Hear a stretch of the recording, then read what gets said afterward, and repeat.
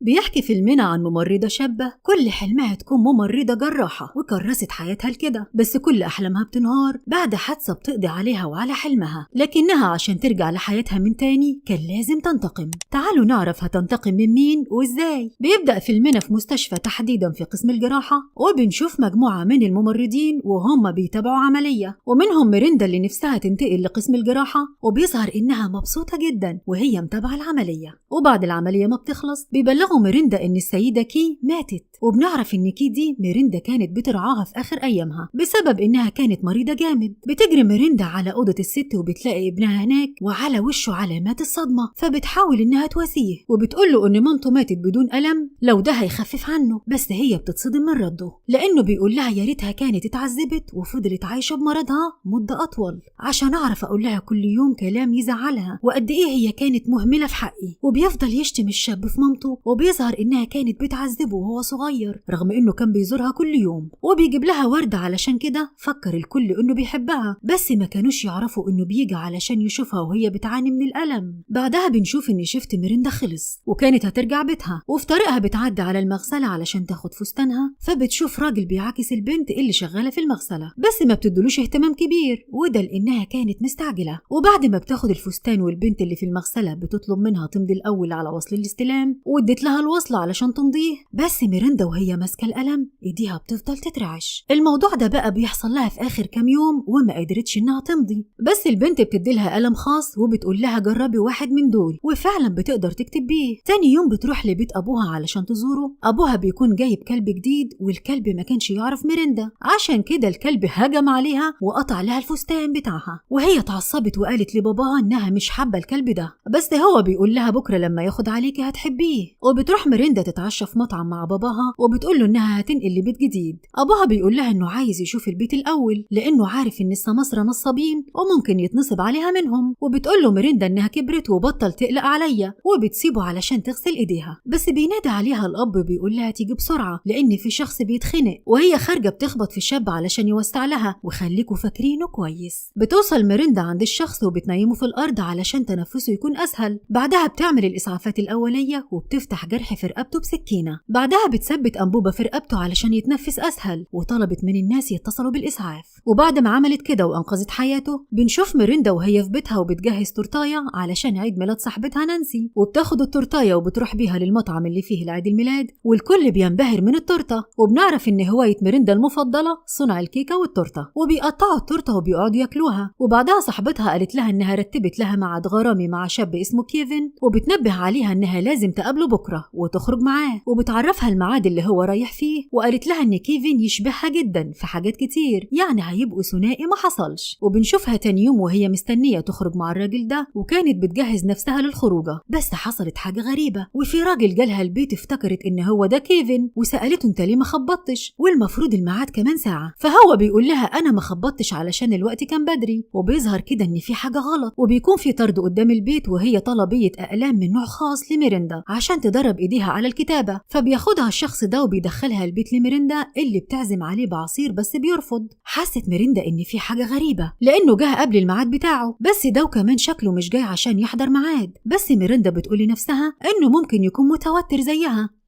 ميريندا ما كانتش لابسه هدوم كويسه قدام الراجل الغريب، عشان كده استأذنته تدخل تغير لبسها. وبعد ما ميريندا بترجع بتلاقيه واقف قدام باباها وبتحس انه مش طبيعي، فبتروح بعدها تفتح العلبه اللي جات لها وبتقول للشخص انها نفسها تكون ممرضه جراحه، بس في مشكله في ايديها وشايفه ان الاقلام دي هتساعدها اكتر على الثبات. الشخص بيسالها اسئله غريبه، فبتحس ميريندا انه مش الشخص اللي هي مستنياه، فبتطلب منه يروح ويجي لها في الميعاد اللي اتفقوا عليه قبل كده، بس الراجل سالها هو الميعاد كان المفروض الساعه كام. هنا بتتاكد ميريندا ان في حاجه غلط وانها مع شخص خطير، بس الشخص قال لها انه مش هيرجع تاني، وبعدين راح للباب وقفله كويس، وهي استغربت هو بيعمل كده ليه. ميريندا هددته هتكلم البوليس علشان كده لازم يمشي دلوقتي، بس الراجل ما سمعش كلامها وقال انا عارف انك مش هتكلمي حد، وبعدها تهجم عليها علشان يعتدي عليها، وهي حاولت تهرب منه لكنها كانت اضعف منه بكتير، وقدر انه يتغلب عليها واعتدى عليها. وبعدها طلع يجري بره البيت لحد ما وصل لمكان مقطوع، وبيوصل كيفن الحقيقي للبيت وبيلاقي ميرندا في حالة وحشة جدا. عشان كده بيتصل على الشرطة اللي بيسألوه لو شافها قبل كده وإيه اللي جابه، فبيقول لهم إنه لقى الباب مفتوح وكان جاي لأن في بينهم ميعاد. وبيفضل كيفن يعيط وبيقول للشرطة إنه أول مرة يشوف حد بالمنظر ده، وكانت صعبانة عليه ميرندا جدا. ميرندا بتدخل المستشفى وهناك بيعملوا لها اللازم، والبوليس بيسألها عن اللي حصل ولو الراجل اللي اعتدى عليها كانت تعرفه قبل كده. ميرندا افتكرت حاجة وقالت لهم إن في اليوم اللي راحت فيه المطعم مع أبوها شافت الراجل ده هناك، وبيظهر إن الراجل ده شغال في المطعم واسمه ويليام. وفي نفس الوقت بنشوف ويليام بيحاول يهرب من المدينة، بس قبل ما يهرب راح للمطعم علشان يقابل رئيسه في الشغل وياخد منه المرتب بتاعه، بس البوليس وصل لهناك قبل ما يهرب وقبض عليه. وبنشوف ميرندا وهي في المستشفى وباباها قاعد جنبها علشان يدعمها وما سابهاش ولا لحظة. ولما راح باباها لبيتها وشاف كل الفوضى اللي حصلت في بيتها بسبب الحادثة زعل جدا وقرر إنه ينظفها وينظف الدم اللي كان على الإزاز. وهو بينظف الشقة شاف صورة ميرندا على التلاجة، وبعد ما شاف الصورة فضل يعيط من زعله على اللي حصل لها، لأننا مهما كبرنا في السن بنفضل أطفال في عين أهالينا. بتروح ميرندا سكن مع باباها في بيته لحد ما تخف من اللي حصل. بعدها بنشوف ميرندا والكلب بتاع أبوها بينبح عليها فبتتعصب وبتقفل الباب في وشه. بعدها بكام يوم ميرندا تعافت من إصابتها وراحت تقابل السمسرة علشان تبيع البيت، بس ما فيش حد عايز يشتري شقتها وعشان كده ما كانش معاها فلوس تشتري أي شقة جديدة. وبتقول لها إنها عارفة الناس بتبص لها إزاي دلوقتي بس ده مش هيأثر على حياتها. السمسرة طمنتها واقترحت عليها تزرع شوية ورد في شقتها كنوع من التغيير، لكن ده ممكن يشد الناس إنها تشتري البيت. أبوها راح لها ولقاها بتزرع الورد وبتكسيه فبيقول لها إنه كده مش هيطلع، فبتقول له ميرندا مش مهم، هي عارفة إن محدش هيشتري بيتها أصلا. وبتسأل ميرندا باباها عن السبب اللي خلاه يجي لها النهارده، فبيقول لها إنه جاي علشان ياخدها للسينما، بس هي بترفض وبتقول له خليها يوم تاني. وبيظهر إن نفسية ميرندا بقت وحشة جدا، وبترجع ميرندا لشغلها مرة تانية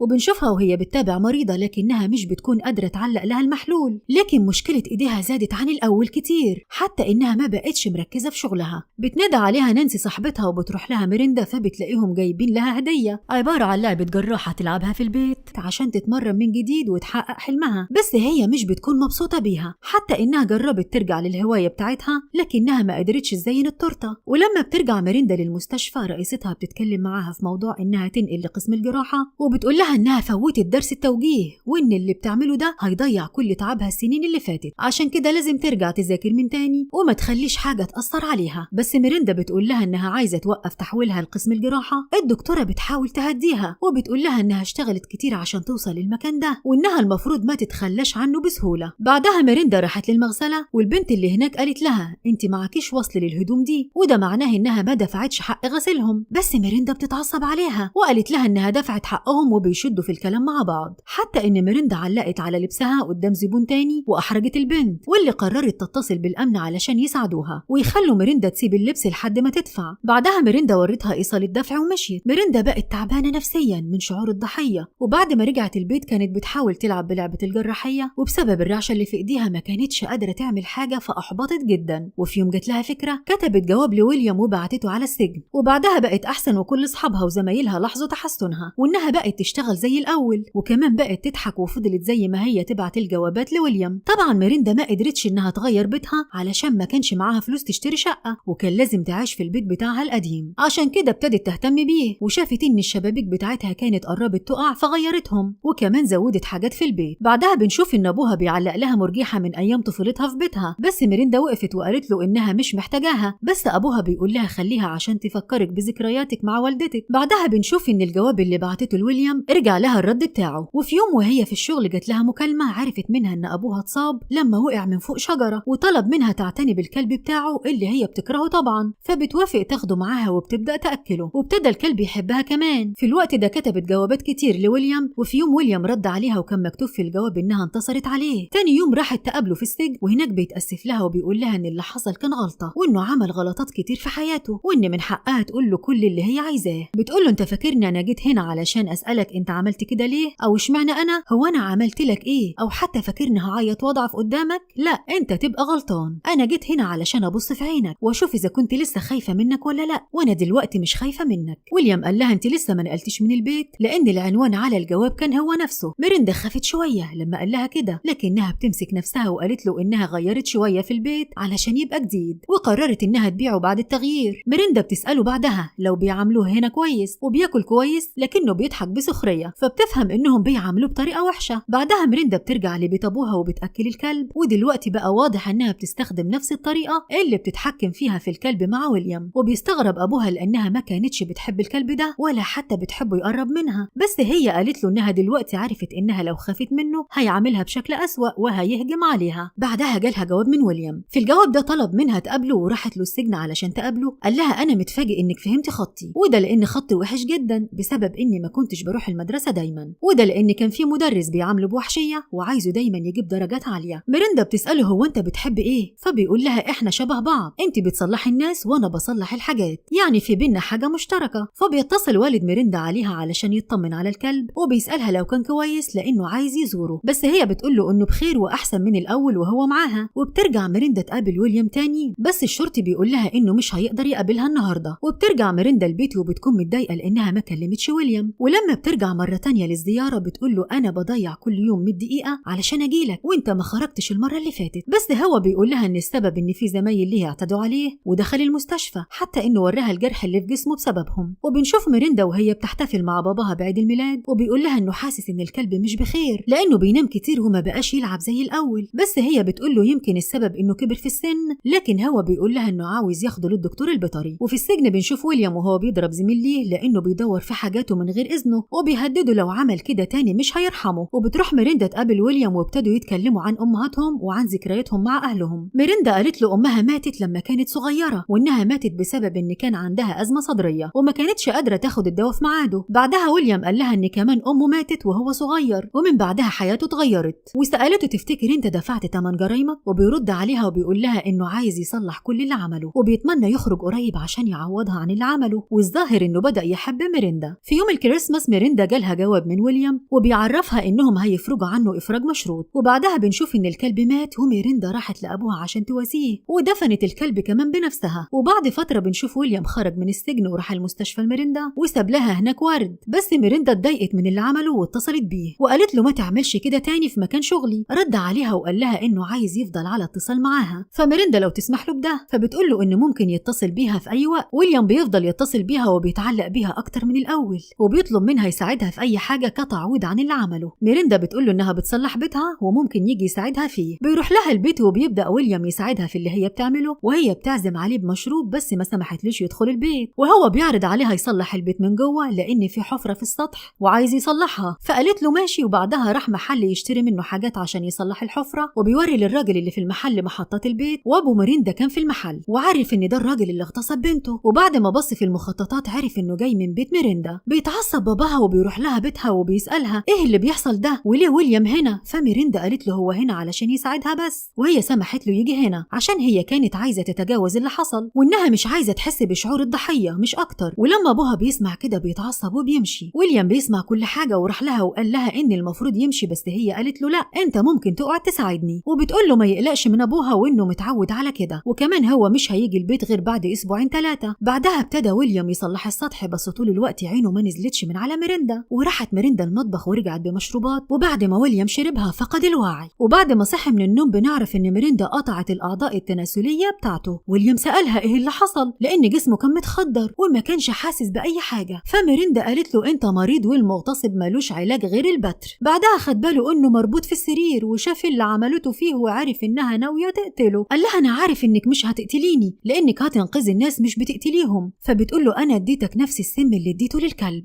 وبسبب السم ده اغمى عليه. في الوقت ده في حد خبط على الباب وويليام حاول يصرخ بس هي كتمت بقه ونزلت شافت مين اللي على الباب ولقيته انه الراجل بتاع الدليفري وكان واقف على الباب. الدليفري كان جايب لها القلم المخصوص بتاعها واخدته منه وبعدها رجعت لويليام. وويليام قال لها تاني انا عارف انك مش مجرمه بس هو كان بيقول كده من خوفه. ويليام في الوقت ده كان هيموت من الخوف. ميريندا ردت عليه وقالت له انا بعمل اللي انا شايفاه صح، وبعدها اعترفت له انها اللي قتلت امها. ايه بقى اللي يخليه متاكد انها مش هتقتله؟ ومن هنا بنعرف ان هي اللي خبت الدواء من امها وعشان كده امها ماتت لانها عذبتها كتير في حياتها، بس هو عمل حاجه بشعه فيها. وبعدها قالت له انت كنت غبي وصدقت اني سامحتك، ولان كانت تصرفاتك متوقعه انا عرفت اوقعك واجيبك هنا. بعدها راحت ميريندا لبيت ابوها اللي ما كانش موافق على اللي بتعمله ده وبينصحها ان كده مش كويس علشانها وقربها من ويليام هيكون خطر، بس هي قالت له ما تقلقش ويليام مش هيرجع تاني ومش هيقدر يزعل حد تاني. ومن هنا بنعرف انها قتلته بعد ما سابت المحلول اللي فيه السم متعلق بجسمه وبيقتله بالبطيء، وبكده تكون انتقمت لنفسها وبيخلص فيلمنا النهاردة وسلام.